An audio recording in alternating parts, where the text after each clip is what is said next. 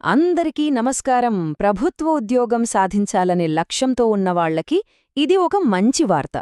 Railway recruitment board అంటే RRB 2025 సంవత్సరానికి ఒక ముఖ్యమైన నోటిఫికేషన్తో ముందుకొచ్చింది.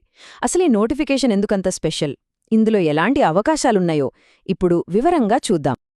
ముందుగా అందరి దృష్టిని ఆకర్షించే విషయం ఖాళీల సంఖ్య.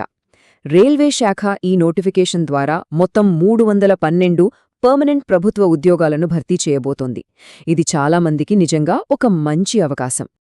ఈ నోటిఫికేషన్లో అసలు హైలైట్ పాయింట్ ఇదే. ఇవన్నీ పర్మనెంట్ ప్రభుత్వ ఉద్యోగాలు.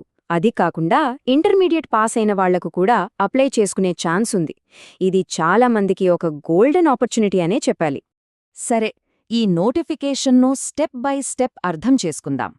ముందుగా ఈ కొత్త ఉద్యోగాల ప్రాముఖ్యత ఏంటి, ఆ తర్వాత ఏ పోస్టులున్నాయి, వాటికి కావలసిన క్వాలిఫికేషన్స్ ఏంటి, సెలక్షన్ ప్రాసెస్ ఎలా ఉంటుంది, ఇక చివరగా అప్లై చేసుకోటానికి ముఖ్యమైన తేదీలు, ఫీజు వివరాలు ఏంటో చూద్దాం.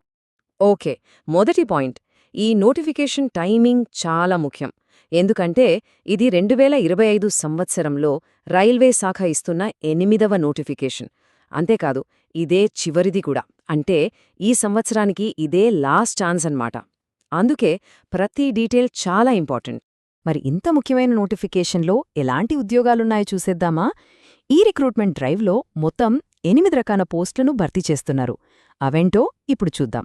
ఇక్కడ చూస్తే మనకు కొన్ని హయ్యర్ లెవెల్ పోస్టులు కనిపిస్తున్నాయి. Chief law assistant, public prosecutor ఇలా అన్నమాట.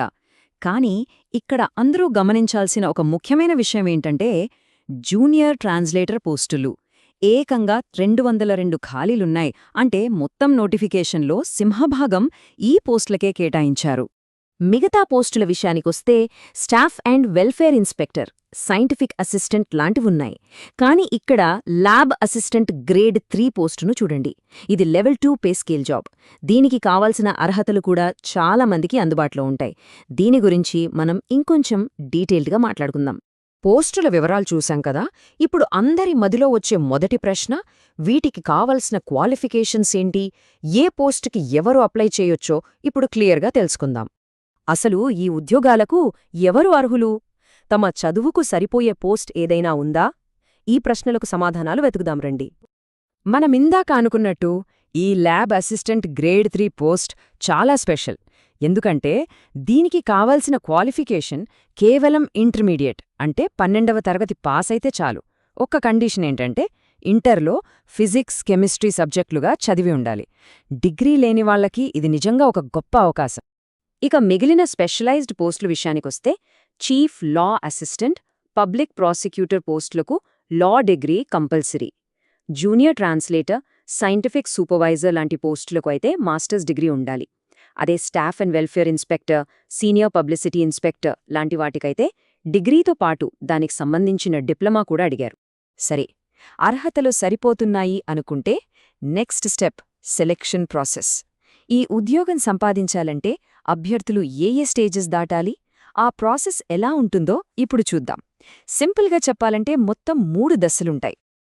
ఈ సెలక్షన్ ప్రాసెస్ చాలా స్ట్రెయిట్ ఫార్వర్డ్గా ఉంది. ఫస్ట్, ఒకే ఒక కంప్యూటర్ బేస్డ్ టెస్ట్ అంటే సీబీటీ ఉంటుంది. అందులో పాస్ అయిన వాళ్లని షార్ట్ లిస్ట్ చేసి రెండో దశలో డాక్యుమెంట్ వెరిఫికేషన్కి పిలుస్తారు. ఇక ఫైనల్గా 3వ స్టేజ్లో మెడికల్ ఎగ్జామినేషన్ పూర్తయ్యాక మెరిట్ లిస్ట్ రెడీ చేస్తారు. అంతే. ఇప్పుడు ఆ సీబీటీ ఎగ్జామ్ ప్యాటర్న్ ఎలా ఉంటుందో చూద్దాం. ఒక్క జూనియర్ ట్రాన్స్లేటర్ పోస్టు తప్ప మిగిలిన అన్ని పోస్టులకి ఇదే ప్యాటర్న్ ఫాలో అవుతారు. మొత్తం 100 ప్రశ్నలు, 100 మార్కులు. ఇందులో ప్రొఫెషనల్ ఎబిలిటీకి ఏకంగా 50 మార్కులు కేటాయించారు. అంటే సగం వెయిటేజ్ దీనికే ఉంది. మిగతావి general awareness, reasoning, maths, general science. అయితే ఇక్కడ చాలా చాలా జాగ్రత్తగా ఉండాల్సిన విషయం ఒకటుంది. అదే నెగటివ్ మార్కింగ్. అవును, ఈ పరీక్షలో నెగటివ్ మార్కింగ్ ఉంది. అంటే ప్రతి 3 తప్పు సమాధానాలకు కష్టపడి సంపాదించుకున్న 1 మార్కు పోతుంది. కాబట్టి సమాధానం ఖచ్చితంగా తెలిస్తేనే పెట్టాలి, లేదంటే ఊరికే మార్కులు కోల్పోవాల్సొస్తుంది. ఇక్కడ కనిపిస్తున్నవి కనీస అర్హత మార్కులు మాత్రమే. అంటే UR/EWS అభ్యర్థులు కనీసం 40% తెచ్చుకోవాలి. అయితే ఒక్క విషయం గుర్తుంచుకోవాలి, ఇది జస్ట్ క్వాలిఫై అవ్వడానికి మాత్రమే. ఉద్యోగం రావాలంటే మెరిట్ లిస్ట్లో టాప్లో ఉండాలి. దానికి చాలా మంచి స్కోర్ చేయాల్సుంటుంది. ఓకే, ఎగ్జామ్ ప్యాటర్న్ కూడా అర్థమైంది కదా. ఇప్పుడు చాలా ముఖ్యమైన విషయం, అసలు ఎప్పుడూ ఎలా అప్లై చేయాలి. ఈ ముఖ్యమైన తేదీలు, ఫీజు వివరాలు మిస్ అవ్వకుండా జాగ్రత్తగా గమనించండి. ఈ డేట్స్ ఒక చోట నోట్ చేసి పెట్టుకోవడం మంచిది. ఆన్లైన్ అప్లికేషన్లు డిసెంబర్ 30, 2025న స్టార్ట్ అవుతాయి. అప్లై చేయడానికి చివరి తేదీ జనవరి 29, 2026. ఫీజు కట్టడానికి లాస్ట్ డేట్ జనవరి 31. ఒకవేళ అప్లికేషన్లో ఏవైనా చిన్న చిన్న తప్పులు దొర్లితే వాటిని సరిచేసుకోవడానికి ఫిబ్రవరి 1 నుంచి 10 వరకు టైం ఇస్తాం. ఇక అప్లికేషన్ ఫీజు విషయానికొస్తే ఎస్సీ, ఎస్టీ, మహిళలు, మైనారిటీలు లాంటి రిజర్వ్డ్ కేటగిరీల వాళ్లకు ₹250. మిగతా వాళ్లందరికీ ₹500. అయితే ఇక్కడ ఒక మంచి విషయం ఉంది. ఎవరైతే సీబీటీ ఎగ్జామ్కి హాజరవుతారో వాళ్లకి ఫీజు తిరిగిచ్చేస్తారు.